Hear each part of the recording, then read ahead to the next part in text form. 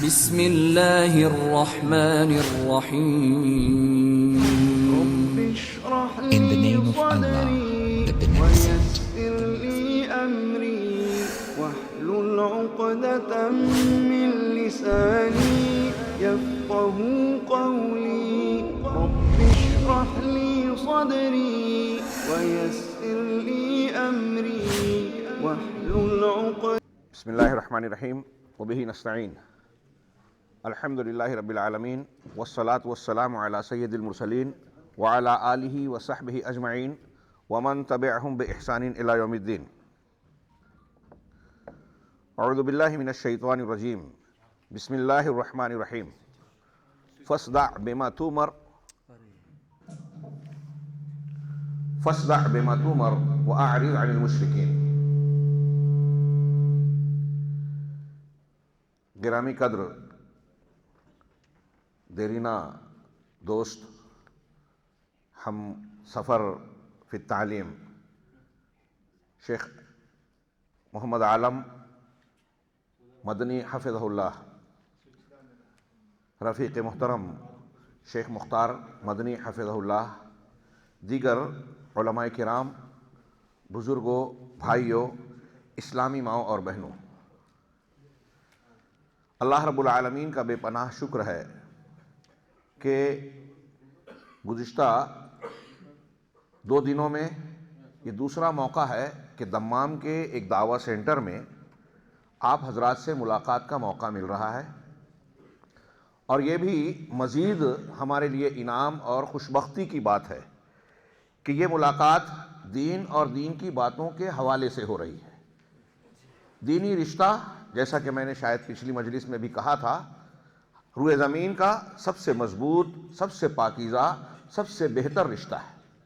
اللہ رب العالمین ہمارے اس رشتے کو صحیح بنیادوں پر استوار فرمائیں، ہماری اس ملاقات کو، اس مجلس کو دنیا اور آخرت کے لیے مفید بنائے. محترم حاضرین، شیخ نے ابھی تعارف کراتے ہوئے یہ بتایا کہ آج کی مجلس کا عنوان ہے دعوت کا طریقہ. میں تھوڑا سا اس میں وضاحت کر دوں کہ دعوت کا باقاعدہ طریقہ یہ آج کا موضوع باقاعدہ طور پر نہیں ہے. دعوت کے معاملے میں منہج کے واضح ہونے کا، شفافیت کا، کہ آپ اپنی بات انتہائی وضاحت سے کہیں، اس میں کوئی پیچیدگی نہ ہو، اشارہ، کنایہ، اغماز اور چھپے پن کی بجائے صاف صاف 2 ٹوک برملا اور واضح بات کریں. یہ نبی انبیاء کرام علیہ السلام کا طریقہ ہے. چنانچہ اسی عنوان کے تحت ہمارے سامنے شیخ محمد بن رمضان حاجری کا ایک محاضرہ ہے جو انہوں نے بعض طلبہ سے خطاب کرتے ہوئے کہا تھا، مجھے حکم دیا گیا کہ میں اسی کے سامنے رکھوں، لہذا سامنے وہ ہے، ہم اس میں کچھ حذف و اضافہ کے ساتھ اپنے طور سے ان کے کچھ نکات پر گفتگو کریں گے انشاءاللہ العزیز. اللہ رب العالمین ہمیں خیر کی توفیق دے، اچھی باتیں کرنے اور اسے قبول کرنے کی توفیق دے.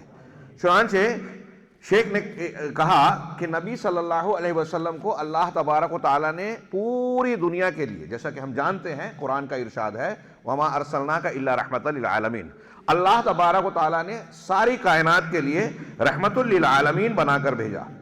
اور دیگر انبیاء کرام علیہ السلام کی بعثت، نبی جو آتے ہیں دنیا کے اندر آتے رہے، جس کا سلسلہ ہمارے پیغمبر جناب محمد رسول اللہ صلی اللہ علیہ وسلم پر ختم ہوا، یہ دراصل لوگوں کی ہدایت کے لیے ہی آتے رہے، اور اللہ کی ربوبیت کے حصے میں جو اللہ نے ہمارے جینے اور زندگی کے ضروریات کا انتظام کیا، ربوبیت کے اعتبار سے اللہ کا یہ سب سے بڑا انعام ہے کہ اس نے انبیاء کرام علیہ السلام کے ذریعے انسانوں کی ہدایت کا انتظام کیا.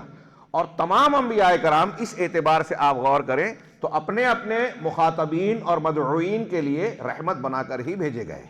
لہٰذا ان کی ہر چیز جو تعلیم کی شکل میں، اللہ کی طرف سے پیغام کی شکل میں ہم تک پہنچی اور پہنچائی گئی، وہ ہمارے لیے خیر ہے، رحمت ہے، قابل اتباع نمونہ ہے.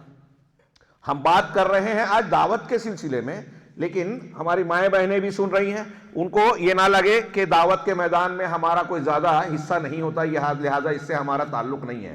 انبیاء کرام دعوت دینے کے ساتھ ساتھ قوم کی تربیت کرتے تھے. نبی صلی اللہ علیہ وسلم کا ارشاد کا کام بتاتے ہوئے، آپ کے وظائف اور ذمہ داری بتاتے ہوئے قرآن نے کہا یتلو علیہم آیاتی ویزکیہم ویعلمہم الکتاب والحکمہ، کہ ان پر قرآن کی آیتوں کی تلاوت کرتے تھے لوگوں کے سامنے اور ان کا تزکیہ کرتے، تربیت کرتے. ہاں، شرک سے، بدعات سے، معصیت سے، اللہ کی نافرمانی اور ناراض کرنے والی چیزوں سے صاف کر کے ان چیزوں کی تعلیم دیتے جو اللہ کے قریب کرے، اللہ تبارک و تعالیٰ کے ہاں اجر و ثواب کا مستحق بنائے بندے کو. تزکیہ کرتے اور کتاب و سنت کی تعلیم دیتے. آج اگر ہم دعوت دینا چاہ رہے ہیں کسی غیر مسلم کو، ہاں، اور مسلمان میں کہلانے والا بھی ایک طبقہ، ہاں، ہمارے یہاں ایک بحث چل رہی ہے ارتداد کی، ارتداد لوگ اختیار کر رہے ہیں، اس بحث کا بھی تعلق اس سے بنے گا. اور ہمارے مسلمانوں میں، مسلمان کہلانے والوں میں بہت بڑے طبقات ایسے ہیں جہاں شرک اکبر کی مختلف شکلیں پائی جاتی ہیں. اور ہم اور آپ جانتے ہیں، یہاں اہل علم موجود ہیں، ان سے آپ سنتے رہتے ہوں گے کہ اگر کسی نے شرک اکبر کا ارتکاب کیا، کفر اکبر کا ارتکاب کیا، نفاق اکبر کا ارتکاب کیا، تو وہ کتنی مرتبہ بھی لا الہ الا اللہ کا ورد کرتا ہو صبح و شام اور دن رات میں، وہ اللہ تبارک و تعالیٰ کے دین سے باہر ہو جاتا ہے، اس کا لا الہ الا اللہ ٹوٹ جاتا ہے. یہ ناقض ایمان اور اسلام ہے، کفر اکبر، شرک اکبر.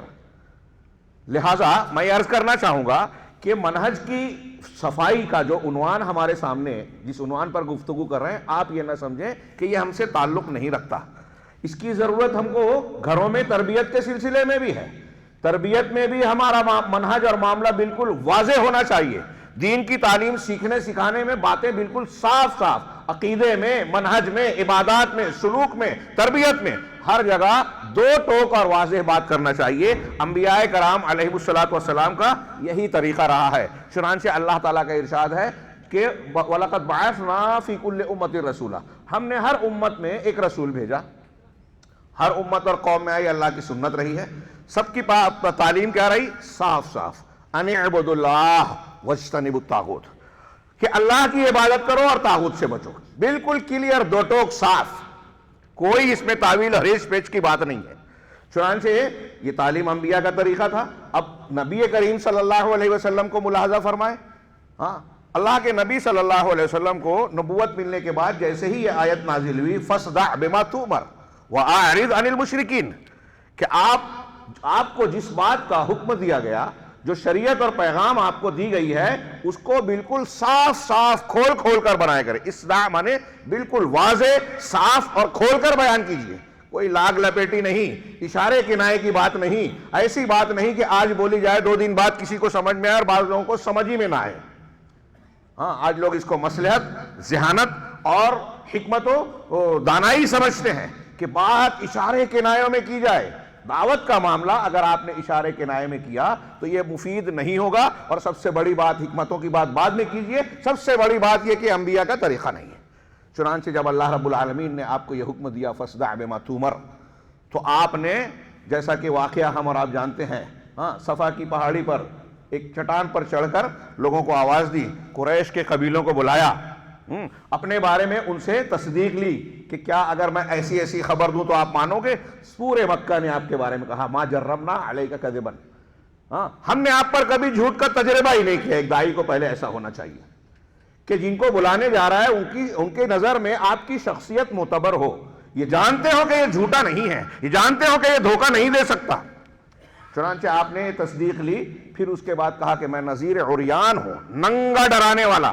یہ اصطلاحی لفظ ہے، یعنی کھلے طور سے تمہیں ڈرانے والا ہوں. کیا میں تمہیں ایسی بات نہ بتاؤں کہ اگر تم اسے قبول کر لو تو عرب و عجم کے مالک بن جاؤ گے؟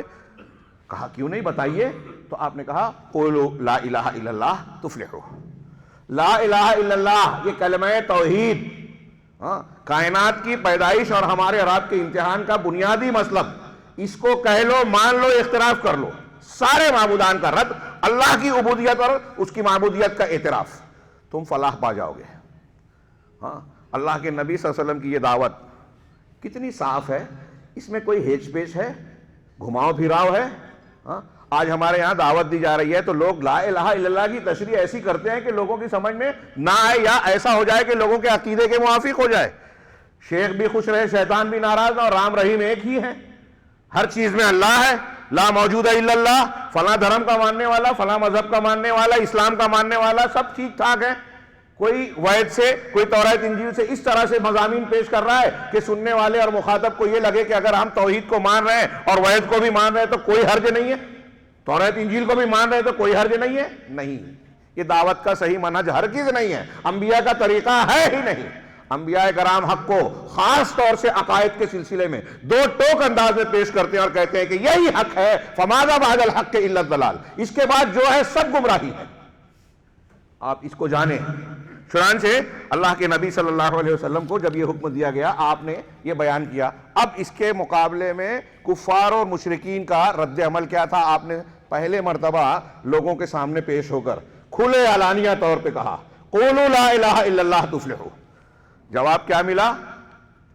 گھر کے شخص نے کہا، ابو لہب نے، تبا لک سائر اليوم الہذا جمعتنا، پورا دن تیرے ہلاکت و تباہی، کیا اس لیے جمع کیا تو نے ہمیں؟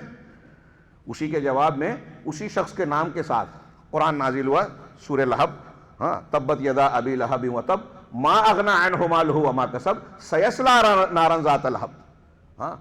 ابو لہب کے دونوں ہاتھ ہلاک ہو گئے، ٹوٹ گئے، اور وہ خود بھی ہلاک ہوا۔ ما اغنی عنہ مالہ وما کسب، اس کے مال اور جو کچھ اس نے کمایا، دولت، اولاد اور چیزیں، کام، نام روشن، سرداری، ساری چیزیں اس کے لیے بے فائدہ، کوئی چیز اس کو فائدہ نہیں دے گی۔ نبی کی مخالفت دنیا میں، اس آیت کی تفسیر پر خاص پس منظر سے ہٹ کر عمومی معنی میں ہم کو ایک بات یاد رکھنا چاہیے کہ نبی صلی اللہ علیہ وسلم کی تعلیمات کی مخالفت کرنے والا کوئی بھی ہو، سنت کا مذاق اڑائے، سنت کے خلاف جائے، نبی صلی اللہ علیہ وسلم کا رد کرے، تو تبت یدا ابی لہب کا کچھ نہ کچھ حصے دار وہ بھی ہوگا۔ نبی کی مخالفت کا یہ انجام، اور پھر وہ تفسیر آپ پڑھیے کہ ان کا انجام کیا ہوا۔ چنانچہ نبی صلی اللہ علیہ وسلم کی یہ دعوت بالکل صاف اور واضح تھی۔ کفار مکہ، یہ تو ابو لہب کا کردار اور ان کا رد عمل بتایا۔ آپ کی دعوت کے بعد ان کا جو رد عمل عمومی تھا، قرآن نے دوسرے مقامات پر اس کو ذکر کیا اور فرمایا وَعَجِبُوا أَن جَاءَهُم مُنذِرٌ مِّنْهُمْ وَقَالَ الْكَافِرُونَ هَٰذَا سَاحِرٌ كَذَّابٌ۔ ان کو اس بات پر تعجب ہوا کہ انہی میں سے ایک ڈرانے والا، تنبیہ اور آگاہی دینے والا آیا، یعنی نبی صلی اللہ علیہ وسلم کو منذر کہا، ڈرانے والا آیا، اور نتیجے میں کیا کہا؟ وہ صاف صاف ڈرا رہا ہے کہ اگر تم نے توحید کا راستہ، سچائی کا راستہ اختیار نہیں کیا تو ہلاکت ہوگی، تمہارا انجام انتہائی شدید قسم کا عذاب جس کا تم تصور نہیں کر سکتے۔ لیکن اس دعوت کے رد عمل میں وہ کہہ رہے ہیں ارے یہ ہمارے درمیان سے پلا بڑا اونچا ہوا، یہ تو کذاب اور ساحر و کذاب ہے، جادوگر اور جھوٹا ہے، حالانکہ جانتے تھے کہ وہ جھوٹ نہیں بولتے، تجربہ کیا تھا، کہا تھا کہ ہم نے کبھی جھوٹ کا تجربہ نہیں کیا، اور خاص موقع پر یہ اعتراف بھی کیا کہ آپ جو ہیں امین ہیں، صادق ہیں۔ پھر ان کا جملہ آگے اللہ نے نقل کیا اجعل الآلہۃ الہا واحدا ان ھذا لشیء عجاب، کہ کیا اس نے سارے معبودوں کو ایک معبود میں تبدیل کر دیا، سب کو ختم کر کے ایک بنا دیا، یہ تو بڑی تعجب کی بات ہے۔ ہاں دیکھو کس چیز سے وہ تعجب کر رہے ہیں؟ دعوت حق سے۔ کس چیز سے تعجب کر رہے ہیں؟ توحید سے، جو دنیا کی سب سے بڑی سچائی، سب سے بڑی حقیقت ہے، اور اس دنیا میں توحید سے زیادہ کسی اور چیز کے پروفز اور ثبوت ہے ہی نہیں، اس کا انکار کر رہے ہیں، مذاق اڑا رہے ہیں، اس پر تعجب کر رہے ہیں۔ چنانچہ جب ان کے پاس حقیقت میں اس سچائی کا حقیقی جواب نہیں تھا تو انہوں نے وہی طریقہ اختیار کیا جو اہل باطل کا وتیرہ رہا ہے ہمیشہ سے، کہ نفرت دلائی جائے، مخالفت کی جائے، ستایا جائے۔ ہاں اللہ نے کہا وَانْطَلَقَ الْمَلَأُ مِنْهُمْ أَنِ امْشُوا وَاصْبِرُوا عَلَىٰ آلِهَتِكُمْ، چنانچہ ان کے جو سردار تھے وہ آگے بڑھے اور اپنی قوم کے لوگوں سے کہا چلتے رہو اجی، چلتے رہو اور اپنے معبودوں پر جمے رہو، ان کو پکڑے رکھو۔ ہاں ان ھذا لشیء یراد، یہ ایسی چیز ہے کہ اس کے پیچھے کوئی مقصد اور غرض ہے۔ ہاں چنانچہ دعوت حق جو بالکل صاف ستھری تھی، اس کے جواب میں انہوں نے کیا کیا؟ اناد اور ہٹ دھرمی کا مظاہرہ کیا۔ یہاں شیخ نے بیان نہیں کیا، میں آپ سے عرض کرنا چاہتا ہوں، غور کیجئے کہ ہم جس موضوع پر گفتگو کر رہے ہیں، دعوت کا واضح ہونا، ہمارے یہاں آج بہت سارے لوگ دعوت دیتے ہیں یا کسی کو سمجھانے جاتے ہیں، غیر مسلم تو غیر مسلم، مسلمانوں میں بھی، غیر مسلموں میں ہم کچھ مصلحت اور حکمت کے پہلوؤں کو نظر انداز نہیں کریں گے، لیکن جو دعوت دینی ہے اس کے تعلق سے اس طرح کا رویہ اختیار بھی نہیں کیا جائے گا کہ اسے سمجھ ہی بھی نہ آئے کہ ہم کیا بول رہے ہیں۔ آج ایسے بہت سے لوگ کتابیں لکھ رہے ہیں، دعوتیں دے رہے ہیں، مفکرین، دانشور اور بہت سارے لوگ دور سے چلتے ہیں کہ مخاطب کو سمجھ میں بھی نہ آئے کہ وہ کہنا کیا چاہتا ہے، اسے استدلال کر رہے ہیں۔ وہ کیوں ایسا کرتے ہیں؟ ہمارے یہاں آج کے زمانے میں ایسا کیوں کیا جاتا ہے؟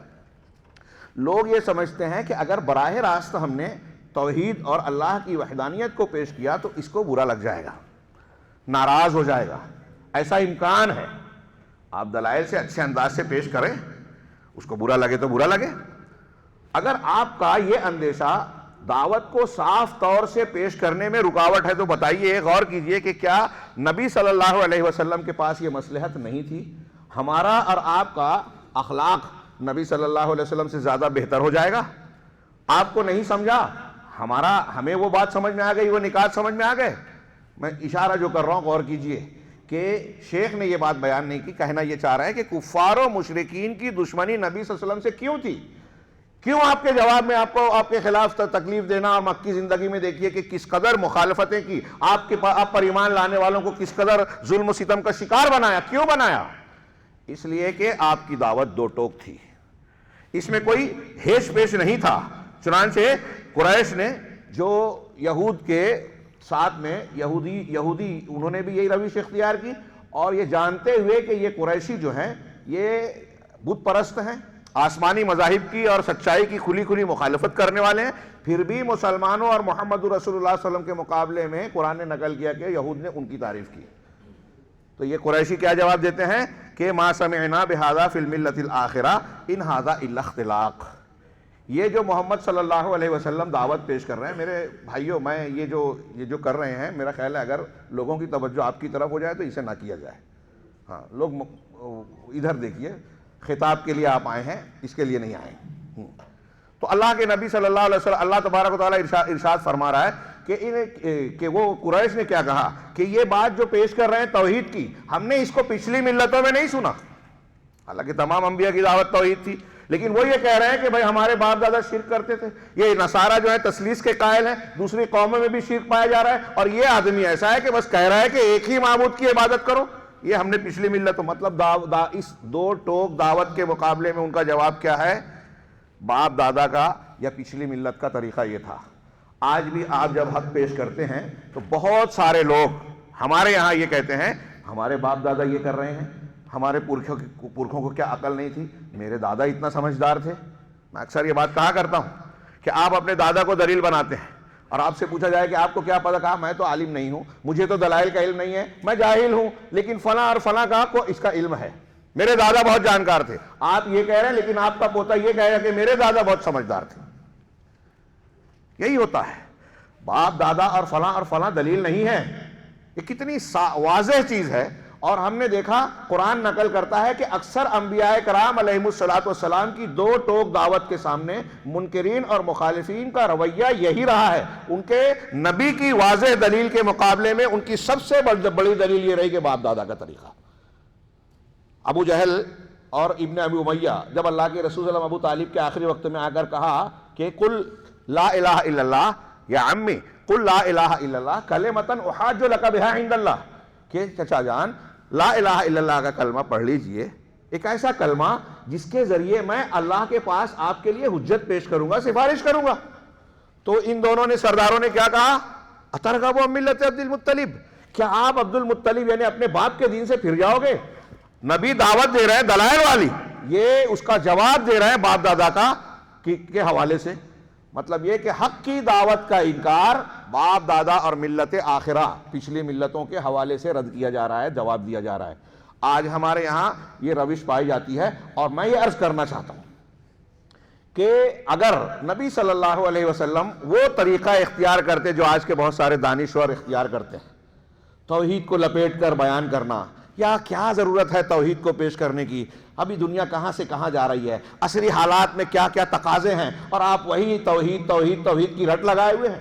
جی ہاں، صبح قیامت تک حق کا طریقہ، انبیاء کا یہ اصول اور اللہ رب العالمین کا مقررہ قانون یہ قائم ہے کہ آپ کو اگر کامیاب ہونا ہے گھر کے معاملات سے لے کر بین الاقوامی سطح تک ہر مسئلے کو حل کرنے کے لیے پہلے توحید اختیار کرنا ہوگی۔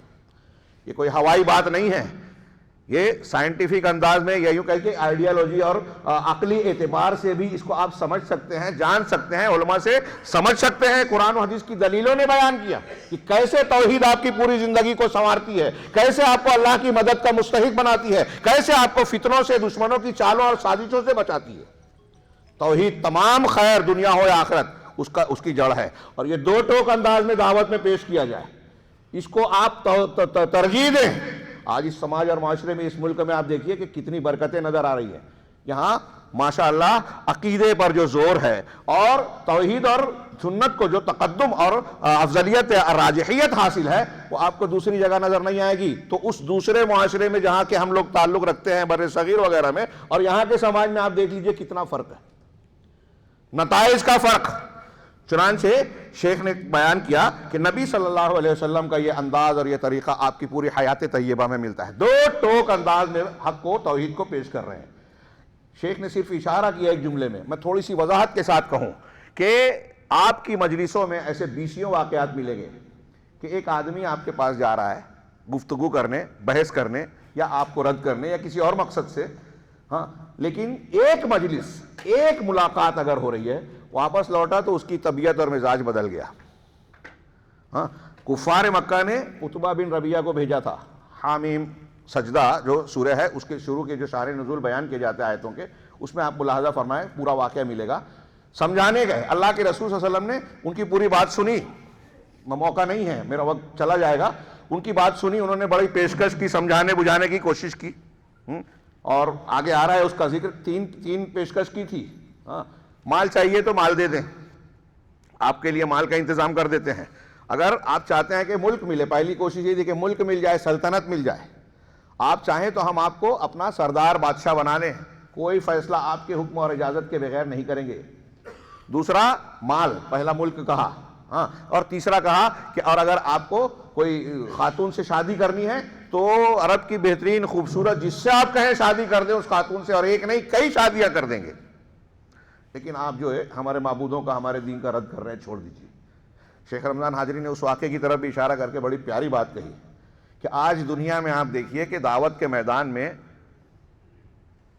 حق کے راستے میں، سچائی کے راستے میں چلنے والے کے سامنے یہ تین چیزیں بڑی رکاوٹیں بنی ہوئی ہیں: سلطنت، مال و اسباب، یا پھر عورت۔ اچھے ذہین لوگوں کی ذہانتوں کو جو ہے خرید لیتی ہیں یہ چیزیں۔ ہاں، اور عورت جو آخری ہے وہ تو بڑے بڑے ماہرین کو اس نے بے وقوف بنا دیا۔ ہاں، لہذا انہوں نے کہا کہ نوجوانوں کو ان چیزوں سے ہوشیار رہیں۔ ہاں، اور یہاں ایک چیز اور بھی میں ضمناً کہوں کہ اللہ کے نبی صلی اللہ علیہ وسلم کو پیشکش کی مکہ والوں نے کہ آپ چاہیں تو ہم بادشاہ بنا دیں، سیاست کا پوری باغ ڈور آپ کو دے دیں۔ نبی صلی اللہ علیہ وسلم نے ایکسیپٹ کیا، لیکن آج جو ہے ہمارے یہاں کچھ دعوتیں تحریکیت والی، اخوانیت، جماعت اسلامی، ان کا نصب العین اقامت دین کے حوالے سے یہ ہوتا ہے کہ اسلامی حکومت قائم کی جائے۔ علامہ ابن تیمیہ نے بجا کہا تھا کہ جتنے لوگ ثورات، انقلابات، مخالفتیں اور حکومت کے خلاف جوش اور جذبے کا مظاہرہ کرتے ہیں، سیاست سے جڑتے ہیں، ان کو آپ غور سے دیکھیں گے تو وہ نعرہ کچھ بھی لگائیں، دو ہی مقصد ہوتا ہے، یا تو اقتدار ملے یا مال و دولت ملے، اس کے علاوہ تیسرا نہیں ملے گا۔ اور تجربات نے بتایا کہ جو لوگ اسلامی حکومت کی رٹ لگاتے ہیں، اس کی بنیاد پر بعض ملکوں میں اقتدار کی کرسی تک پہنچ گئے، وہاں انہوں نے کہا کہ اب اسلام نافذ نہیں کریں گے، ہم جمہوریت اختیار کریں گے، لادینیت اور سیکولرزم اختیار کریں گے، اور انہوں نے ویسا ہی کیا۔ اور سب سے بڑا خطرہ سلفیوں کو، قرآن و حدیث کو ماننے والوں کو سمجھا، روافظ کو گلے لگایا اور دوسروں کے اعلی کار بنے۔ مصر اور دوسری جگہوں پر آپ ملاحظہ کر سکتے ہیں، نبی صلی اللہ علیہ وسلم کو ملک اور سلطنت کی پیشکش کی گئی، آپ نے قبول نہیں کیا۔ کیوں؟ نبوی طریقہ دعوت و اصلاح اور تربیت کا یہ نہیں ہے کہ حکومت لے کے بزور قوت جو ہے آپ کسی قانون کو نافذ کریں، یہ طریقہ ہے ہی نہیں۔ انبیاء کا طریقہ نصیحت کا ہے، دعوت کا ہے، تربیت کا ہے۔ نبی صلی اللہ علیہ وسلم توحید پر قوم کی تربیت کرنا چاہتے تھے اور آپ نے کی، اور اس کا نتیجہ ہم نے دیکھا کہ 23 سالہ زندگی میں نبی صلی اللہ علیہ وسلم نے صحابہ کرام کی ایک ایسی جماعت تیار کر دی کہ دنیا کی پوری انسانی تاریخ میں کسی ایک دور میں اتنے ماہرین، اتنے نیک لوگ نہیں نظر آتے۔ اس کا اعتراف مسلمانوں کے علاوہ غیر مسلم بھی کرتے ہیں۔ سب سے بہترین تاریخ کا وہ معاشرہ وجود میں آیا 23 سالہ۔ اب سوچئے کہ 23 سالہ زندگی میں اللہ کے نبی صلی اللہ علیہ وسلم کی دعوت کی یہ کامیابی ہم دیکھتے ہیں جو چمک رہی ہے تاریخ کے اوراق میں۔ ہاں، کوئی کتنا بھی مخالفت کرے، کچھ اعتراف کرنے پہ مجبور ہو جاتا ہے غیر مسلم بھی۔ ہاں، یہ چمک رہی نتائج کیسے آئے؟ نبی کی دعوت اور نبی کی تربیت کے نتیجے میں۔ اب بتائیے کہ آج ہم اپنے سماج اور معاشرے کی، دنیا کے حالات کی اگر اصلاح کرنا چاہتے ہیں، اپنے گھر کی اصلاح کرنا چاہتے ہیں، مائیں بہنیں سن رہی ہیں، وہ ان سے بھی میں کہوں کہ آپ چاہتی ہیں کہ آپ کا بچہ جہنم سے بچ جائے، آپ چاہتی ہیں کہ آپ کا بچہ، آپ کا بیٹا بیٹی جو ہے آپ کا فرما بردار رہے، بڑا ہو کے گھر سے نہ نکالے، آپ کے ساتھ بدتمیزی نہ کرے، حقوق کا خیال رکھے، ہر حقدار کو اس کا حق ادا کرنے والا مزاج اس کا بنے، تو آپ تربیت کیسے کریں گے؟ فلاں اور فلاں کے ذریعے؟ ہاں، وہ یورپ اور امریکہ کے جو مفکرین ہیں یا ہمارے یہاں کے جو عقلانیین ہیں ان سے متاثر اور مروب لوگ ان کے طریقے پہ چل کے؟ نہیں، اللہ رب العالمین نے جو فطرت کا پیدا کرنے والا ہے، ہماری ضروریات کو، ماضی حال مستقبل کو جاننے والا ہے، اس نے جو قانون ضابطہ دیا وہ ہمارے لیے دنیا اور آخرت میں خیر کو سمیٹنے والا ہے۔ اس سے جہاں آپ ہٹے آپ خیر سے ہٹیں گے۔ چنانچہ ہمیں یہ دیکھنا ہے کہ نبی صلی اللہ علیہ وسلم کا یہ تربیت اور دعوت کا طریقہ کیا تھا جو بالکل صاف اور واضح ہے۔ شیخ نے جیسا کہ میں نے کہا کہ آپ اشارہ کیا کہ ایک شخص ایک مجلس میں جاتا تھا اور بدل کے آ جاتا تھا۔ ایسا آپ واقعات سیرت کی کتابوں میں، حدیث کی کتابوں میں اٹھائیں، نبی صلی اللہ علیہ وسلم کے پاس ایک شخص جا رہا ہے، اپنی بات کہنے گیا، آپ نے قرآن سنایا، آپ نے کچھ تعلیمات دی، پھر سے کہو، ایمان لے آئے، ایک ملاقات میں اسلام دے دی، اسلام قبول کر لیا۔ ایک دو واقعہ نہیں ہے، بہت سے واقعات ہیں۔ یہ عتبہ کو مکہ والوں نے بھیجا تھا، جاؤ کچھ بات کرو، یہ پیشکش کرو، اس نے پیشکش کی، سلطنت لے لو، یہ کر لو۔ اللہ کے نبی صلی اللہ علیہ وسلم کا آپ نے بات کر لی، اس کے بعد حامیم سجدہ کی ابتدائی آیتیں، بعض کہتے ہیں کہ پوری سورہ سنائی۔ اس کا سننا تھا، روکا انہوں نے اور واپس آیا اور اپنے ساتھیوں سے، رفقا سے کہا کہ دیکھو، ہاں، محمد صلی اللہ علیہ وسلم نے جو کچھ پیش کیا نا، وہ نہ جادو ہے نہ شاعری ہے۔ تم جادو اور شاعری کہتے ہو، نہیں، میں نے سنا ہے، شاعری بھی جانتا ہوں، جادو سے بھی واقف ہوں، وہ نہیں ہے۔ ان کی دعوت میں حق ہے، ان کے زبان میں، ان کے کلام، جو کلام پیش کرتے ہیں اس میں حلاوت ہے، اس کے وہ جملے پڑھیے سیرت کی کتابوں میں، روایتوں میں بڑے شاندار تعریف کی ہے قرآن کی، کیا بلاغت ہے، کیا حلاوت ہے، اس میں کیا لذت ہے۔ ہاں، یہ شاعری نہیں ہے۔ دیکھو، اگر تمہارے ہی بھائی بہن ہیں، تمہارے رشتہ دار ہیں، چھوڑ دو ان کے حال پہ، اگر اچھے ہیں، صحیح ہے تو کامیابی ہوگی، یہ تمہاری عزت کی بات ہوگی، اور اگر غلط ہے تو دنیا ان سے نپٹ لے گی، یہ تم مجھ سے چھٹکارا پا جاؤ گے۔ لوگوں نے کہا کہ اس پر بھی اس کا اثر، جادو کا اثر پڑ گیا۔ ایک ملاقات کر کے آئی عتبہ نے، اور انتہائی ذہین چن کر بھیجا تھا نا مکہ والوں نے، مطلب سردار ہے، ذہین ہے، معاملہ فہم ہے، عقل والا ہے، اس پر اعتماد کرتے تھے تبھی تو بھیجا۔ اسے بھیجا تو آپ کی یہ اتنی شفاف تعلیم تھی، واضح تعلیم تھی، دو ٹوک لہجے میں آپ نے کہا، ایک ملاقات میں معاملہ ہو گیا۔ آج ہمارے یہاں کیا ہے کہ وہ ہم کسی غیر مسلم سے بات کرتے ہیں تو شراب پینے کے یہ نقصانات ہیں، سور کھانے کے یہ نقصان ہیں، فلاں یہ ہے، اور کہیں کہیں جو ہے عمومی طور پر پہلے ہی زمانے میں جو ہے کہ ایک ہمارے یہاں ٹرینڈ چلا کہ کچھ دعات اور بردرز ہیں جنہوں نے جو مسلمانوں میں بیٹھ کے غیر مسلم کتابوں سے جو ہے وہ سارے اشلوک پڑھ کے پیش کر رہے ہیں۔ وہ کہیں ضرورت کی چیز ہو سکتی ہے، نبی کی دعوت کا طریقہ نہیں ہے۔ دعوت کے طریقے میں توحید کو دو ٹوک انداز میں، اور اللہ تعالیٰ کے کلام اور اس کی پیش کی ہوئی دلیلیں، ہم اس میں اپنی بھی دلیلوں کو شامل کریں، یعنی جو تشریحاً، یہ الگ بات ہے، لیکن وہ آپ توریت اور انجیل پڑھیں اور پھر اس کو پیش کریں۔ ہم نے دیکھا کہ کچھ لوگ ایسے ہیں کہ اشلوک پڑھنے میں اتنے قرآن کی آیت ٹھیک سے پڑھ نہیں پاتے، گیتا کے اشلوک سنا رہے ہیں، وعد سنا رہے ہیں۔ کیا تماشا ہے؟ دعوت کا یہ منہج ہے، نبوی منہج اور طریقہ، اس سے کتنا فائدہ ہے؟ یہ ہمارے لوگ ایسی بہت سی تقریریں کر کے بہت ساری وہ جو ہے دادیں وصول کر رہے ہیں۔ نبی صلی اللہ علیہ وسلم اور صحابہ کرام کو دیکھیے، دو ٹوک توحید کی دعوت واضح انداز میں دیتے تھے، ہاں، اور اس کا نتیجہ کیسا برآمد ہوا۔ دیکھتے ہی دیکھتے چند سالوں میں نبی صلی اللہ علیہ وسلم کا جو ہے 23 سالہ زندگی کی دعوت کے بعد صحابہ کرام کی زندگی میں دیکھیے، خلفائے راشدین کے دور میں دنیا کے 1/3 سے زیادہ حصہ کو مسلمانوں نے فتح کر لیا۔ صرف زمین کو فتح نہیں کیا، دلوں کو بھی فتح کر لیا۔ یہ کوئی معمولی بات نہیں ہے، انسانی تاریخ کا ایک بہت بڑا عجوبہ ہے جس کے سلسلے میں سوچ کر ماہرین کی عقلیں بھی دنگ رہ جاتی ہے۔ چنانچہ اللہ کے نبی صلی اللہ علیہ وسلم کی دعوت میں اعلان تھا، علانیت کی ضد ہے سریت، چھپ چھپا کر کرنا، پوشیدہ رکھنا، رات کے اندھیرے میں کیا جائے، میں کیا مانتا ہوں وہ بیان نہ کرنا، یہ باطل کی نشانی ہے۔ نبی اور انبیاء کا طریقہ ہے علانیہ کوئی بھی کام کرنا۔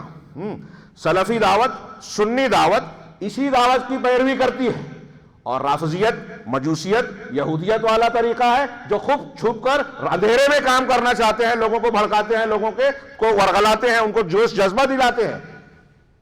یہ سلفی دعوت یا نبی صلی اللہ علیہ وسلم اور صحابہ کرام کی دعوت کا طریقہ نہیں ہے۔ تو آپ کی دعوت دن کے اجالے میں علانیہ ہوتی تھی، ہاں، اس میں نور ہے، ضیاء ہے، اس میں کوئی اغماض نہیں ہے، پوشیدگی نہیں ہے، اندھیرا نہیں ہے، چھپاؤ نہیں ہے۔ یہ دعوت ایسی ہے کہ قندیل کی روشنی، اور اگر آپ دو ٹوک بات کر رہے ہیں، روشنی والی بات کر رہے ہو، تو جتنا گھنا اندھیرا رہے گا آپ کی روشنی اتنی زیادہ اجالا پھیلائے گی۔ چنانچہ نبی کریم صلی اللہ علیہ وسلم کی دعوت اسی طریقے سے مکہ کے زمانے میں چلی، جبکہ زیادہ مخالفتیں تھی شدید۔ پھر جب آپ مدینہ گئے تو مدینہ میں وہاں سابقہ پڑا منافقین سے۔ منافقین نے آپ کا غلبہ دیکھا بدر کے بعد، بطور خاص جب غزوہ بدر کے بعد، تو عبداللہ بن ابی بن سلول کا جو ٹولہ تھا اس نے اپنے آپ کو ظاہر میں مسلمان کہا اور اندر سے مسلمان نہیں ہوئے۔ کون لوگ ہیں یہ؟ غور کیجئے۔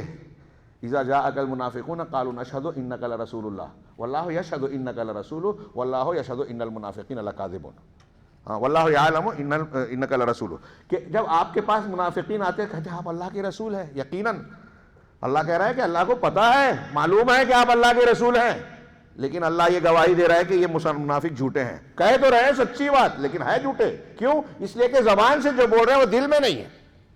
سچ وہ ہے جو دل اور زبان کی موافقت کے ساتھ ہو۔ تو یہ منافقین کا معاملہ ہوا، اور یہی باطل پرستوں کا طریقہ ہے۔ اگر آپ ایک بات کو مانتے ہیں کہ یہ حق ہے، جو رافضی ہیں ان کے یہاں تقیہ کرنا ہے، ان کے یہاں کافی کی عبارت ہے جو ان کی بہت معتبر کتاب اور دینی امور میں جو ہے وہ ایک مصدر کی حیثیت رکھتی ہے۔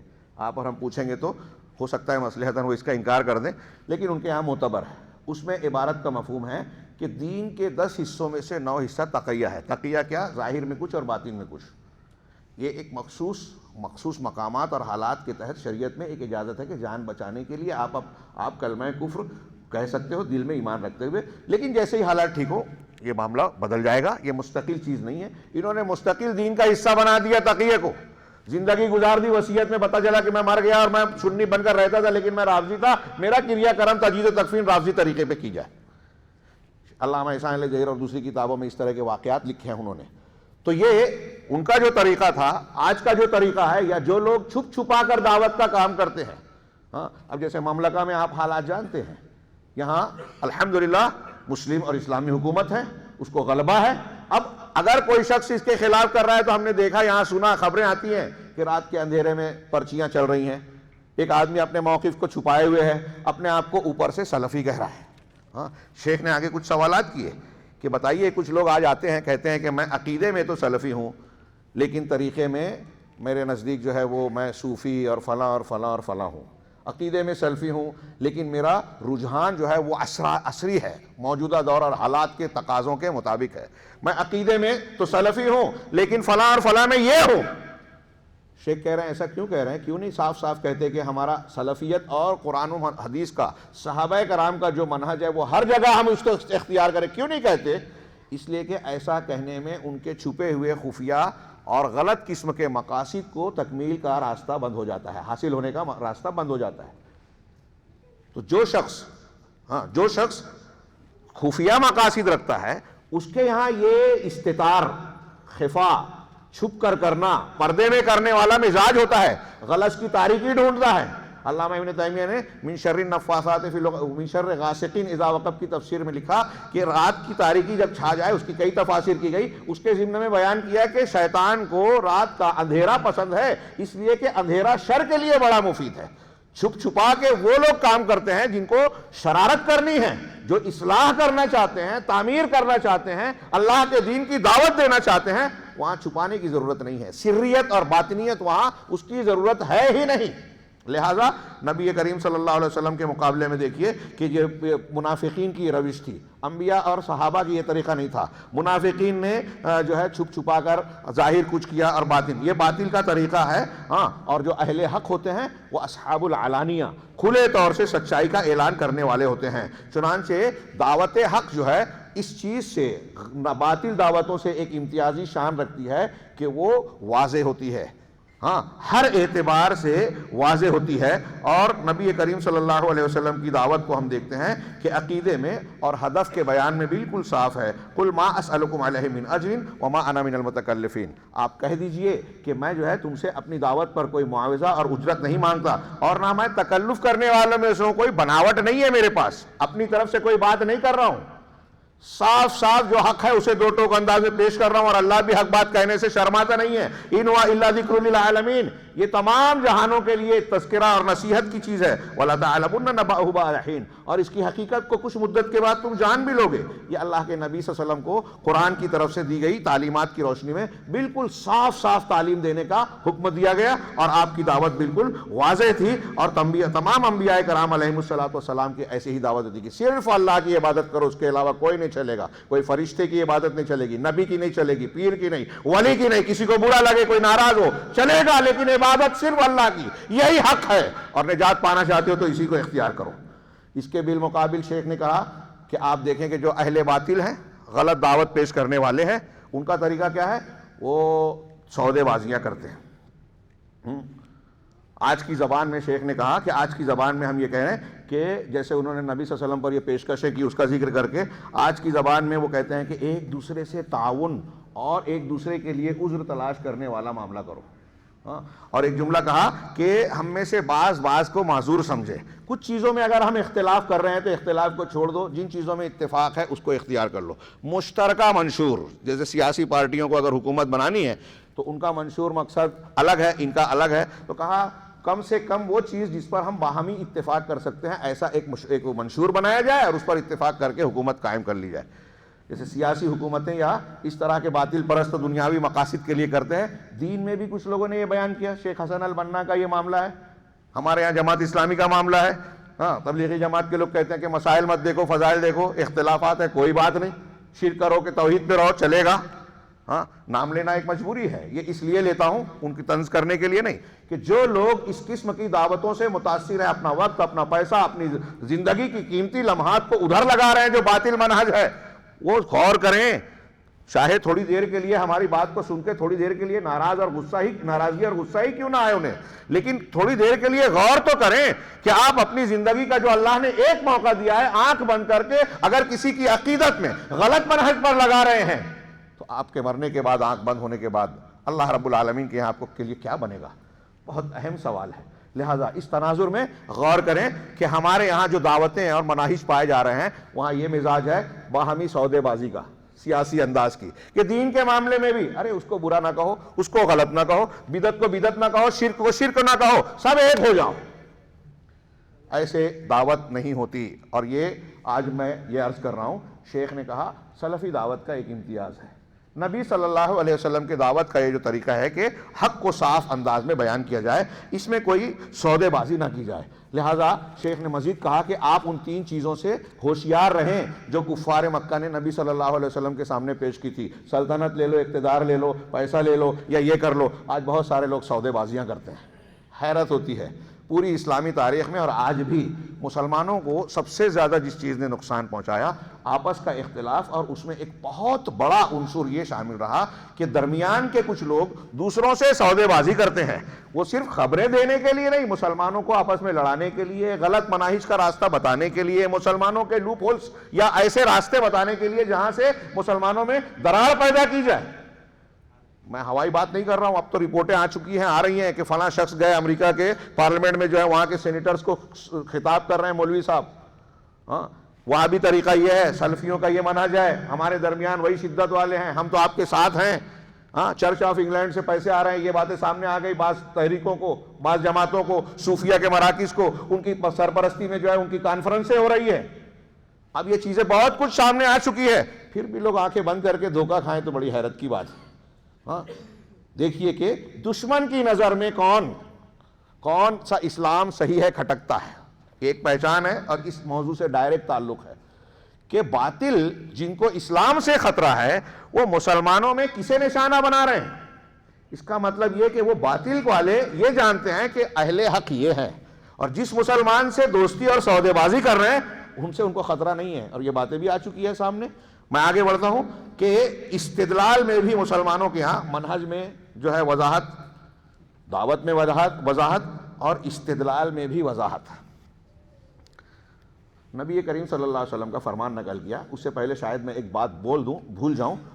شیخ نے بھی کچھ بیان کیا ہے کہ آپ اگر صاف لفظوں میں دعوت دیتے ہیں نا تو اس سے سامنے والے شخص کو جو مخاطب ہے اس کو مقصد حاصل کرنے اور مقصد تک پہنچنے میں آسانی اور سہولت ہوتی ہے.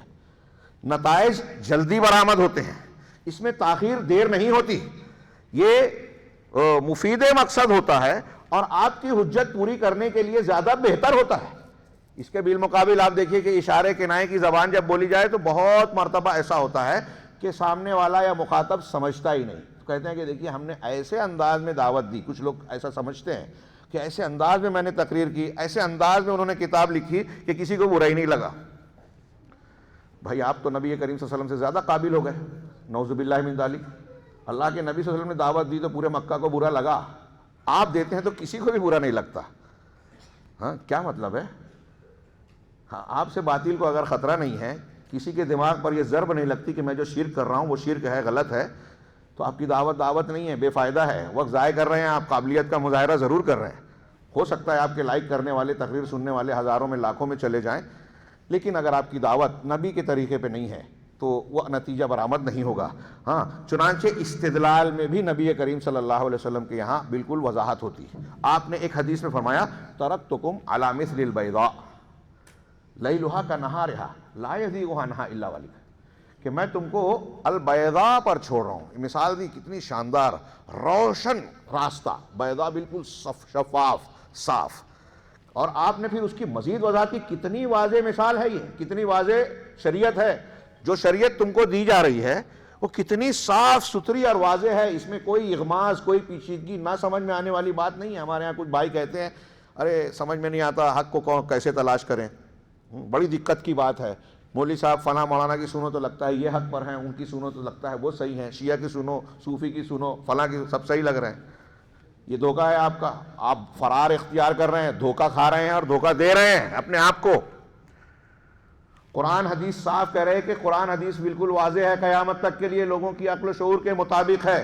ایک آدمی سچے دل سے اگر قرآن حدیث کو پڑھ کر حقانیت کا متلاشی بنے گا تو اللہ تبارک و تعالیٰ ضرور اس کو راستہ دکھائے گا. والذین جاہدوا فینا لنہدینہم سبلنا، یہ اللہ کا وعدہ ہے کہ جو ہمارے راستے میں مجاہدہ اور محنت کرتے ہیں ہم اس کو اپنے راستوں کی رہنمائی کرتے ہیں، ہدایت دیتے ہیں.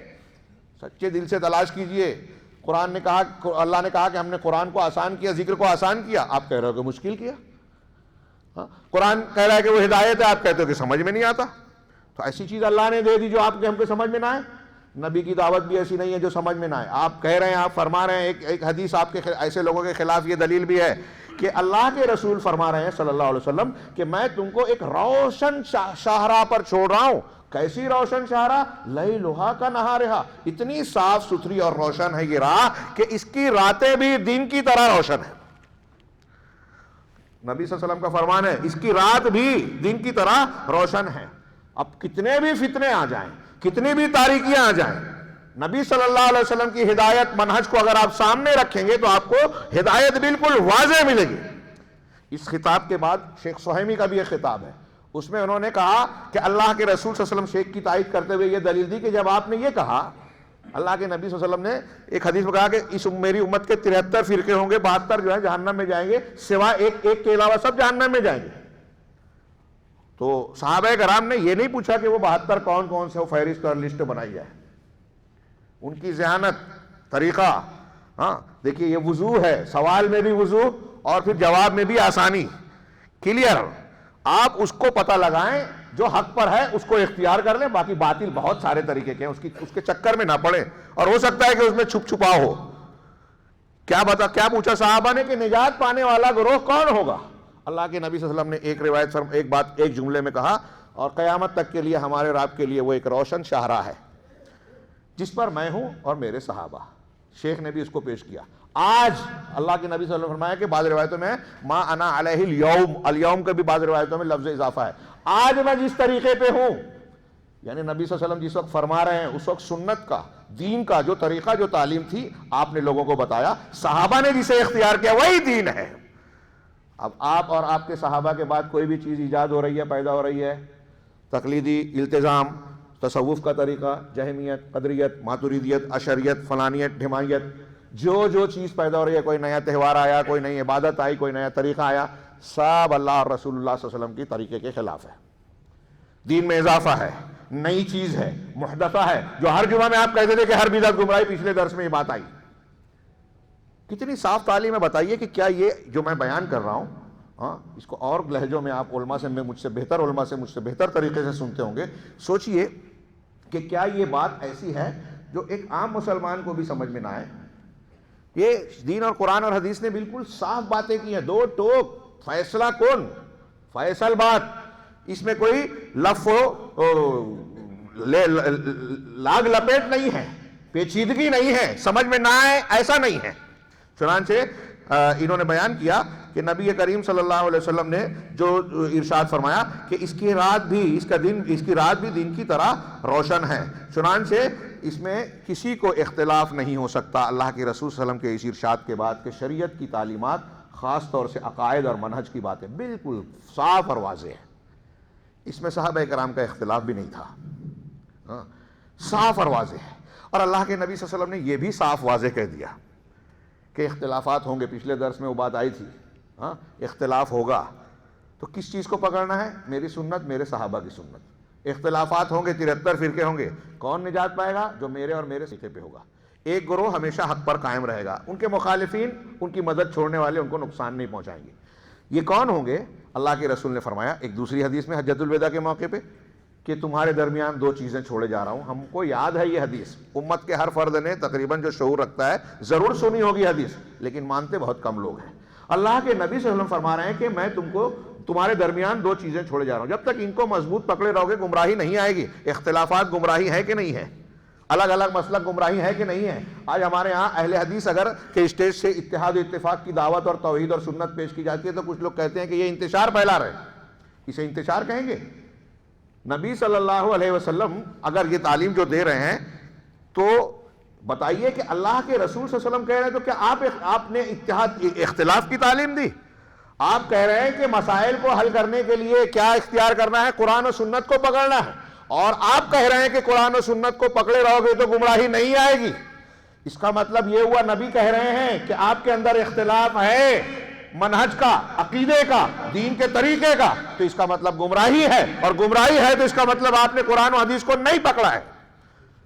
اس اختلاف اور گمراہی کو دور کرنا ہے تو نبی قرآن اور سنت کو پکڑنا ہوگا. یہ بالکل صاف تعلیم ہے، واضح ہے دعوت میں، اور اہل الحدیث کے اسٹیج سے یہی بات کی جاتی ہے. یہ انتشار کی دعوت نہیں ہے، اتحاد کی دعوت ہے.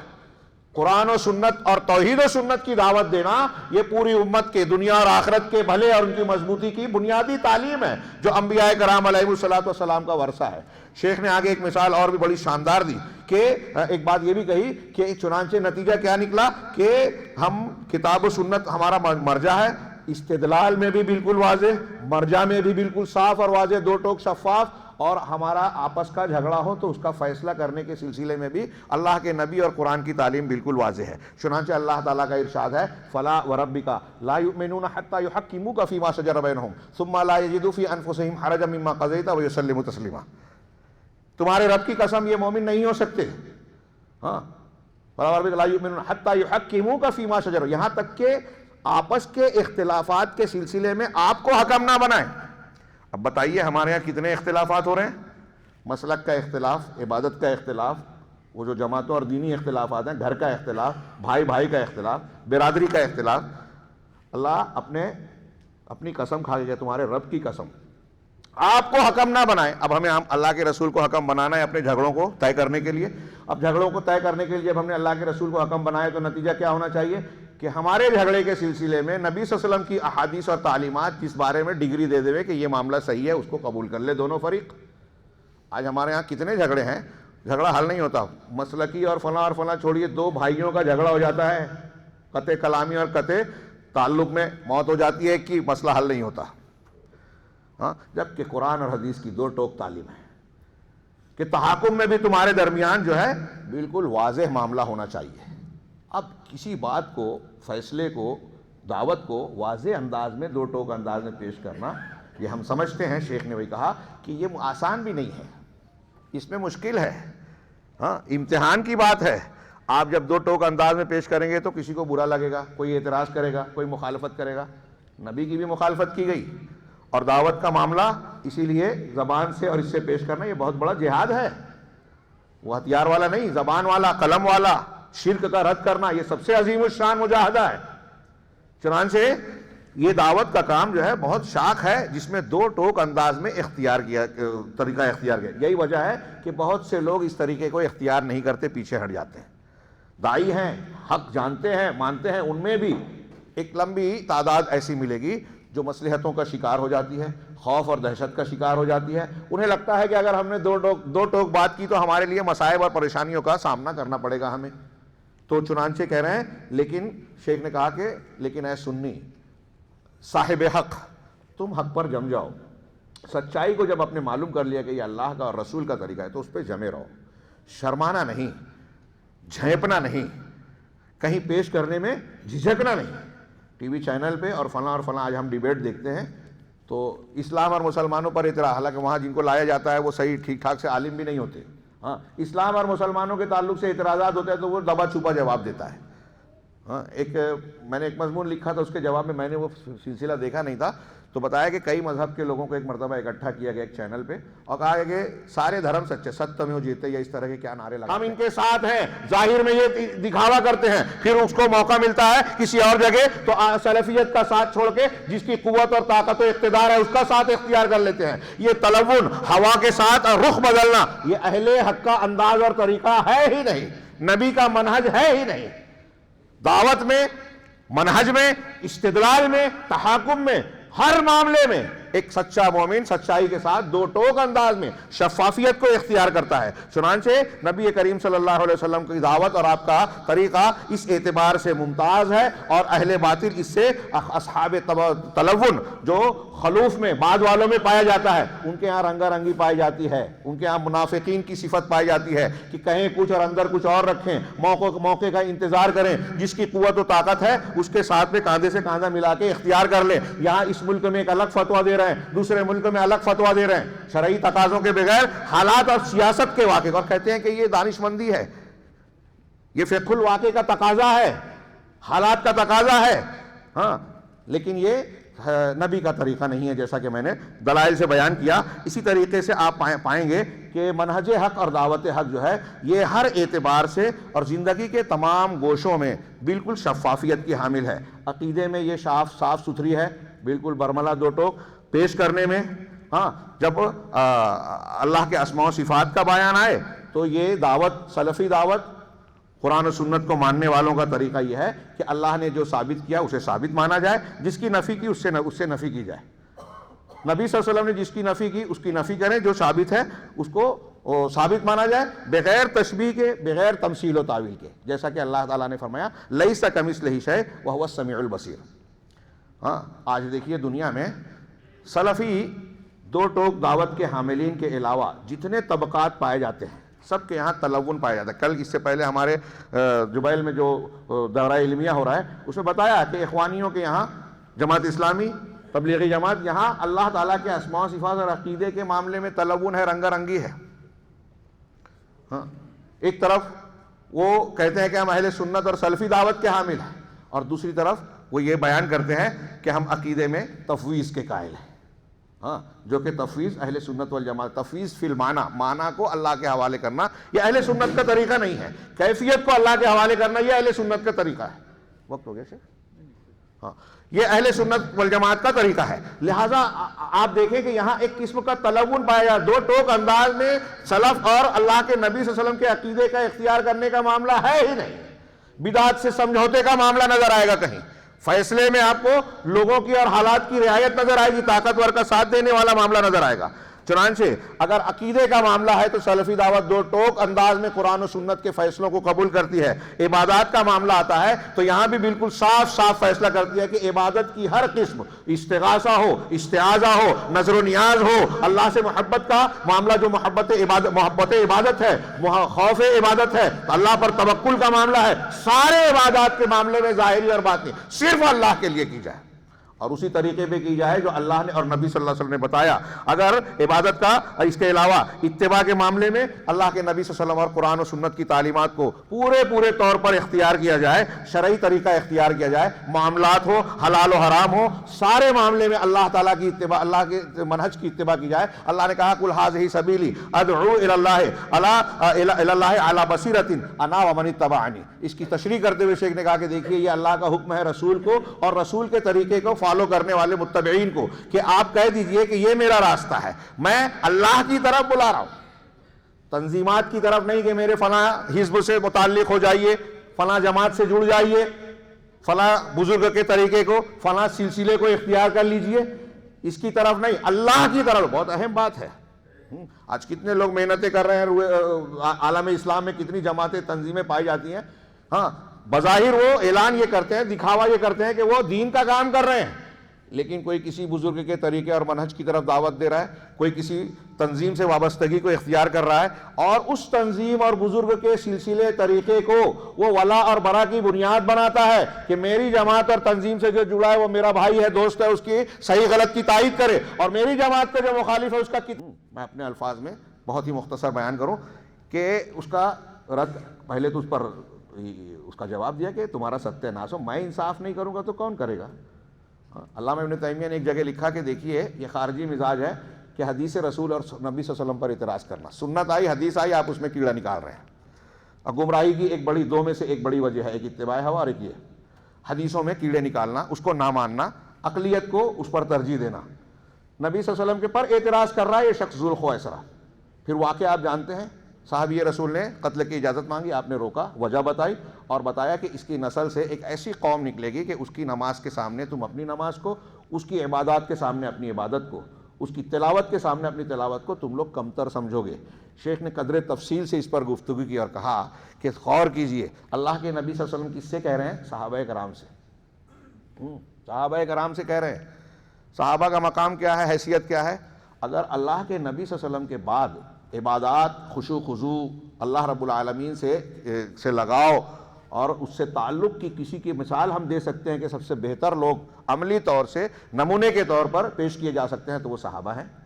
صحابہ کو اللہ کے نبی صلی اللہ علیہ وسلم کہہ رہے ہیں کہ تم ان خارجیوں کی نماز کے سامنے اپنی نماز کو کمتر سمجھو گے تو کیسی نمازیں وہ پڑھتے رہے ہوں گے. اس کے باوجود اللہ کے نبی صلی اللہ علیہ وسلم نے خارجیوں کے بارے میں کیا کہا؟ الگ الگ جملے ہیں کہ وہ کلاب النار ہے، جہنم کے کتے.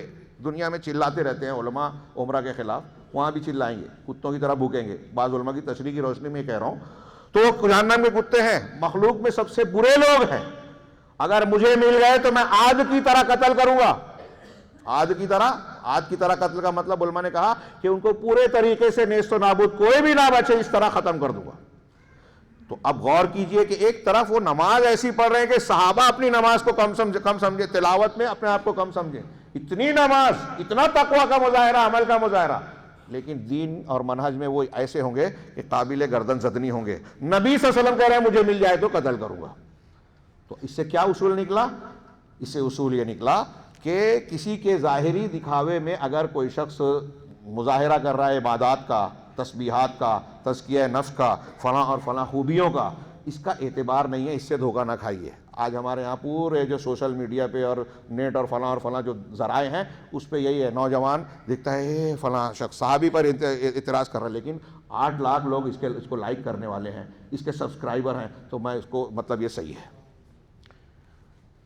خوارج کو دیکھ کے کتنے لوگ لائک کرتے، یہ جو اس طرح ان کی نماز کے سامنے اپنی نماز کو کم سمجھنا، کتنے لوگ لائک کریں گے، فالوورز بنیں گے ایسی چیزوں کو دیکھ کر. اللہ کے رسول اللہ کہہ رہے ہیں ان چیزوں سے دھوکہ نہیں کھانا. دکھاوا، رونا گانا، بظاہر تقوی کا مظاہرہ کرنا یہ دلیل نہیں ہے، یہ معیار نہیں ہے قبول اور عدم قبول کا. عقیدہ، منہج میں نبی صلی اللہ علیہ وسلم کے طریقے کا تو جو ہے کہ اتباع کرنا یہ معیار ہے. لہذا ایک عام مسلمان جو ہے یہ دیکھے گا کہ ایک آدمی اللہ کے رسول صلی اللہ علیہ وسلم کی سنتوں کو دیکھ رہا ہے کہ کھانے کے آداب، پینے کے آداب، سونے کے آداب میں تو اختیار کر رہا ہے، لیکن نماز کے بارے میں جب کہا جاتا ہے کہ نماز میں اللہ کے رسول صلی اللہ علیہ وسلم کا یہ طریقہ ہے، تو کہتا ہے کہ میں فلاں مسلک کا فالوور ہوں، اس مسلک کو مانتا ہوں، اس کے امام کی باتوں کو مانوں گا، اللہ کے نبی کی بات نہیں مانوں گا، جبکہ آپ کہہ رہے ہیں کہ نماز ویسے پڑھو جیسے میں نے پڑھا، حج کے احکام مجھ سے لو، اللہ کے رسول، عقیدہ بھی ہم اللہ کے رسول سے لیں گے، منہج بھی اللہ کے رسول سے لیں گے، وضو کا طریقہ، نماز کا طریقہ، روزے کے احکام، حج کے احکام اللہ کے رسول سے لیں گے، لباس کا طریقہ، معاشرت کا طریقہ، بیوی کے حقوق، شوہر کے حقوق، باپ کے حقوق، بچوں کے حقوق، پڑوسی کے، دشمنوں کے ساتھ معاملات، ہر معاملے میں اللہ کے رسول کو مانے۔ یہاں ایسا نہیں ہے کہ کچھ دن کے لیے اللہ کے رسول سے محبت کی جائے، کچھ معاملات میں اللہ کے رسول کی اتباع کی جائے، باقی میرے پیر صاحب نے جو کہا میں وہ مانوں گا، میرے بزرگ نے جو کہا وہ مانوں گا۔ یہ سلفی منہج، یہ نجات یافتہ طبقے کا طریقہ ہے ہی نہیں اور ہو بھی نہیں سکتا۔ اچھی طرح دماغ میں رکھیے، اور میں یہ بات وقت نہیں ہے اس لیے براہ راست دو ٹوک انداز میں یہ بات کہوں کہ آج دنیا میں جتنے مناہج پائے جاتے ہیں، سلفی منہج، قرآن و سنت کے ماننے والے، اہل الحدیث کہلانے والے گروہ کے علاوہ یہ خوبی آپ کو کسی میں نظر نہیں آئے گی جو یہ کہتا ہے کہ زندگی کے ہر شعبے میں پیشاب پاخانے کے طریقے سے لے کر عقیدے کے معاملات تک صرف نبی کریم صلی اللہ علیہ وسلم کے طریقے کو فالو کیا جائے۔ اگر دوسرے کوئی کی بات ٹکرا جائے تو وہ ہوا میں اڑے، پانی پہ چلے، کرامت کھیلے، اس کی بات ہمارے لیے دلیل نہیں ہے۔ حضرت موسیٰ اور عیسیٰ علیہ السلام ہی کیوں نہ ہو، ان کی بات کو ہم نہیں مانیں گے، نبی صلی اللہ علیہ وسلم کی بات کو لیں گے۔ یہ بالکل دو ٹوک دعوت اور بالکل دو ٹوک فیصلہ ہے۔ چنانچہ اللہ کے نبی صلی اللہ علیہ وسلم کا فرمان، اللہ کا فرمان، قُلْ إِن كُنتُمْ تُحِبُّونَ اللَّهَ فَاتَّبِعُونِي يُحْبِبْكُمُ اللَّهُ، یہ اس بات کے دلائل میں پیش کیا جا سکتا ہے، شیخ نے پیش کیا۔ تشریح نہ کرتے ہوئے میں آگے بتاؤں کہ انتہائی اختصار کے ساتھ، 9:45 تک کا ٹائم دیا، 1 منٹ باقی ہے۔ اللہ کے نبی صلی اللہ علیہ وسلم نے اسی وضاحت والی تعلیمات کی بنیاد پر اپنے صحابہ کرام کی تربیت کی، صحابہ کرام کی تربیت کی۔ چنانچہ ہم دیکھتے ہیں حضرت ابوبکر صدیق کے زمانے میں جب زکوٰۃ کے مانعین کا معاملہ آیا، مرتدین کا معاملہ آیا، دو ٹوک کہا۔ عمر فاروق جیسے شخص نے سوال اٹھایا، کلمہ کہتے ہیں آپ ان سے قتال کریں گے؟ کہا اللہ کی قسم، اللہ کے نبی صلی اللہ علیہ وسلم کو جو ایک رسی دیتے تھے، بکری کا بچہ دیتے تھے، اگر نہیں دیں گے تو میں قتال کروں گا۔ واضح موقف، ایسی کئی مثالیں دی جا سکتی ہیں۔ عمر فاروق کا صبیح کے معاملے میں بالکل صاف موقف، حضرت عثمان، حضرت علی کا خارجیوں کے معاملے میں بالکل صاف موقف، کہیں لاگ لپیٹ لوش نہیں ہے، جو آج کی دعوتوں میں اشارہ کنایا اور یہ اور وہ کہ ظاہر میں کچھ چھپا کے کچھ رکھا جائے دل کے اندر۔ ہاں، ہمارے وہ بھائی ہیں، اصلاح کریں اپنی، ہمارے دشمن نہیں ہیں، بھائی ہیں۔ اخوانیت یا فلاں اور فلاں کا جو جراثیم جو لے کے رکھے ہیں وہ رافضیت، خارجیت، باطنیت کے اثرات ہیں، آپ اس سے اپنے آپ کو پاک کیجئے۔ اور اللہ کے نبی صلی اللہ علیہ وسلم اور صحابہ کرام کا خاص طور سے عقیدہ، منہج، عبادات اور دعوت کے سلسلے میں برملا اور شفافیت، برملا پن اور شفافیت اختیار کرنے کا طریقہ اختیار کیجیے۔ چنانچہ ان کا یہی طریقہ تھا۔ حضرت عبداللہ ابن مسعود رضی اللہ تعالیٰ عنہ کا بطور مثال انہوں نے 2-3 واقعات پیش کیے، جس میں سے مشہور واقعہ ایک ہے، اس کے ایک ایک جملے کو پیش کر کے انہوں نے تقریباً 2.5-3 صفحے میں بحث کی، شیخ محمد رمضان حاجری حفظہ اللہ نے، اور بہت پیاری باتیں ہیں، لیکن اس پر آپ غور کریں، میں اسے پیش نہیں کر سکتا، وقت نہیں ہے، کہ حضرت عبداللہ ابن مسعود کو حضرت ابو موسیٰ اشعری نے آ کر کہا کہ مسجد میں کچھ لوگ حلقہ بنا کے ذکر کر رہے ہیں، اس میں جو روایت کے ایک ایک جملے پر انہوں نے بحث کی ہے، بڑا پیارا ہے، بڑے اہم ہے، افسوس کے وقت نہیں ہے۔ انہوں نے پیش کیا کہ انہوں نے کہا کہ ابو موسیٰ اشعری کہ ایک خیر بظاہر کر رہے ہیں، لیکن اس میں نے کچھ نکیر کی چیزیں پائی، تو اس پر گفتگو کرتے ہوئے کہا کہ خیر کا پہلو کیا تھا کہ اکٹھا ہیں، عبادت کر رہے ہیں، ذکر کر رہے ہیں۔ نکیر کا پہلو کیا تھا؟ اسلوب عبادت، اکٹھا ہو کے ایک شخص کہتا کنکریوں پہ سبحان اللہ جہری آواز سے کہو، لا الہ الا اللہ جہری آواز، سب لوگ اکٹھا کرتے۔ اب عبادت کا طریقہ یا اکٹھا ہونا یہ اچھی چیز نظر آتی ہے، آج ہمارے یہاں بولتے ہیں نا، اور بدعت اچھائیوں میں ہی نظر آتی ہے۔ کچھ لوگ بولتے ہیں کہ شب 15 شعبان یا فلاں اور فلاں بدعت کر، ارے نماز ہی تو پڑھتے ہیں نا، پھر آپ بدعت کیوں کہتے ہو؟ بدعت چوری ڈکیتی اور زنا میں نہیں ہوتی، نیکیوں میں ہوتی ہے، غلط چیز دین کی شکل میں جو آئے۔ خیر، تو انہوں نے کہا کہ یہ 2 شکلیں تھیں، اس لیے اہل علم کی طرف رجوع کیا۔ حضرت ابو موسیٰ اشعری بذات خود صحابی ہیں، لیکن اپنے سے بڑے صاحب علم کی طرف رجوع کیا، ان سے بات کی۔ حضرت عبداللہ بن مسعود آئے اور ان کو مسجد سے نکالا، اور جو جملے کہے کہ صحابہ کرام سے زیادہ تم ہدایت یافتہ ہو، 2 باتیں کہیں کہ یا تو تم اللہ کے رسول صلی اللہ علیہ وسلم اور صحابہ سے زیادہ فضیلت والے ہو گئے، جو کام انہوں نے کیا تم کر رہے ہو تو زیادہ فضیلت والے ہو، یا پھر تم ضلالت کا دروازہ کھولنے والے ہو، ضلالت کی بنیاد ڈالنے والے ہو۔ یہیں مجھے بات یاد آ رہی ہے، شاید اب وقت نہیں ہے، بھول جاؤں گا. عمر بن عبدالعزیز رحمہ اللہ فرماتے ہیں کہ ہاں بس ختم کرو شیخ. عمر بن عبدالعزیز رحمہ اللہ کہتے ہیں کہ اگر تم دیکھو کہ دو آدمی مجلس کو یا جماعت کو چھوڑ کر سرگوشی کر رہے ہیں تو سمجھ لیجئے کہ وہ کسی گمراہی کی بنیاد ڈالنے پر مشورہ کر رہے ہیں. نبی صلی اللہ علیہ وسلم کی ایک حدیث کے الفاظ ہے ایاکا کیا ہے علیک بالعلانیہ، علانیت کو اختیار کرو. یہ روایتیں سلف کے یہ اقوال، اور پھر حضرت عبداللہ بن مسعود کا یہ پوری تفصیل آپ ملاحظہ فرمائیں.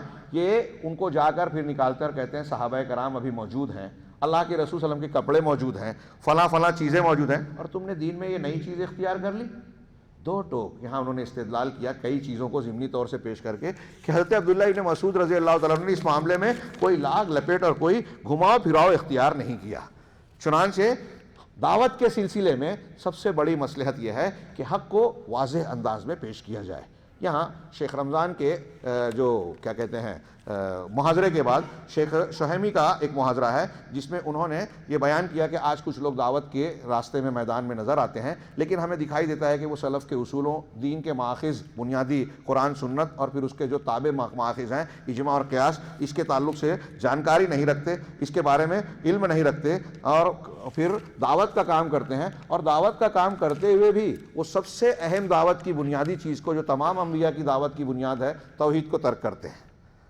پھر وہ دین کے داعی کیسے ہوئے؟ ہاں ایک یہ علامت ہے. میں ان کی صرف ایک بات کو پیش کرنے کے لیے میں نے ان کا نام لیا، وہ یہ کہ انہوں نے کہا کہ آپ اگر دیکھیں کہ یہ خفیہ طور پہ جو رات کی تاریکی میں کام کرتے ہیں، پمفلیٹ بانٹنا، نام نہ بنا، سوشل میڈیا پہ چھپے ہوئے اکاؤنٹ سے جو ہے پوسٹ کرنا، یہ جو لوگ اختیار کرتے ہیں، لوگوں کو بھڑکاتے ہیں حکومتوں کے خلاف، اہل علم کے خلاف، تو کہا کہ ان کو اگر آپ تلاشیں گے تو ان کے پیچھے آپ کو دوسرے ہاتھ نظر آئیں گے، دوسروں کے ہاتھ. اور آپ کو حیرت ہوگی کہ آپ کو تل ابیب اور واشنگٹن تک کے ہاتھ نظر آئیں گے جو ہمارے بیچ میں بیٹھے ہوئے لوگوں کے پیچھے ہوں گے. ہو سکتا ہے ان کو خبر ہو سکتا ہے ان کو خبر نہ ہو، لیکن یہ حقیقت ہے، وضاحت کا موقع نہیں. تو شیخ کہتے ہیں ان کے پیچھے یہ ایسے گروہ جو پیچھے ہوتے ہیں 6 قسم کے ہوتے ہیں. سب سے پہلے مغربی طاقتیں، ہاں جو الگ الگ ملت اور فاسد افکار کے حامل، مذاہب کے حاملین ہیں، اور وہ ان فاسد دعوتوں کے تائید کرنے والے ہیں. منکرین حدیث ہوں، اہل تصوف ہوں، یہ میں اشارہ کر رہا ہوں، آپ دیکھیے ان کو کہاں کہاں سے فنڈنگ ہوتی ہے، کہاں کہاں سے ان کو تائید ملتی ہے. دوسرا رافضہ، ہاں جن کو اس نے جو ہے ایک حملے کا سلسلہ شروع کیا ایک قنات سے، موقع سے، کیا چینل سے، جس کا نام ہی رکھا قنات العالم. اور اس کے علاوہ اور بھی بہت سی چیزیں ہیں. پچھلے دنوں جو کچھ عالم عرب میں، عالم اسلام میں جو کچھ واقعات ہوئے اس تناظر کی یہ بات ہے. اور لیکن ان کے مقاصد کامیابی سے ہمکنار نہیں ہوئے. اللہ رب العالمین نے ان کو ناکام بنایا. ان کی تقیہ پسندی اور ان کے تعلقات، ان کے معاملات بہت مشہور ہیں. اس کی تھوڑی سی تفصیل بھی شیخ نے پیش کی ہے لیکن میں اسے چھوڑ رہا ہوں.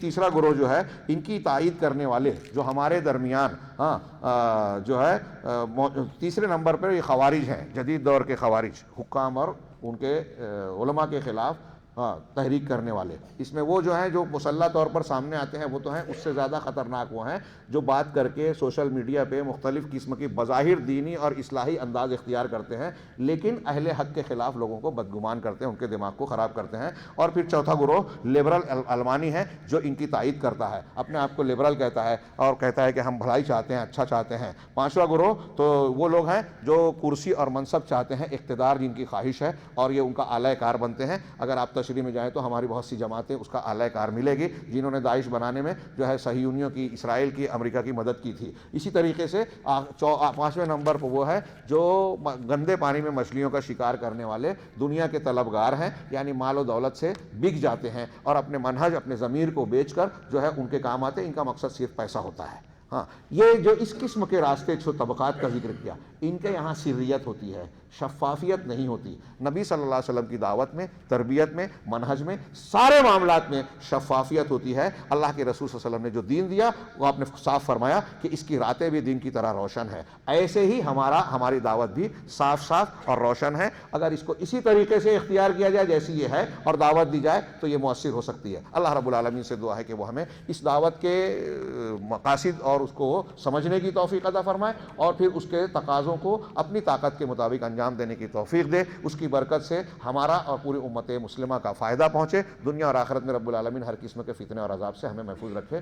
وآخر دعوانا ان الحمدللہ رب العالمین۔ اپنا مائک دینے سے پہلے میں ایک مرتبہ پھر سے اللہ رب العالمین کا شکریہ ادا کرتا ہوں، اور اس کے بعد اس دعوت سینٹر کے ذمہ داران شیخ عالم صاحب حفظہ اللہ، دیگر علماء کرام، آپ حاضرین جنہوں نے اتنا وقت دیا، میں کہوں گا کہ ہم سب کو یہ دعا کرنی چاہیے کہ اللہ تعالیٰ ہمیں ہر معاملے میں اخلاص عطا فرمائے، دینی امور میں ہم اکٹھا ہوئے ہمارا مقصد نیک ہو، اور ہمیں اللہ تبارک و تعالیٰ اس خطاب کے سننے اور سنانے کے بعد جو ہم پر فرض ہوتا ہے یا دینی کاموں کے سلسلے میں ہم پر جو ذمہ داریاں عائد ہوتی ہیں، اس کے تعلق سے اپنی ذمہ داریوں کو نبھانے اور عمل خیر کی توفیق عطا فرمائے۔ وآخر دعوانا اشرح لي صدري ويسر لي أمري واحلل عقدة من لساني يفقه قولي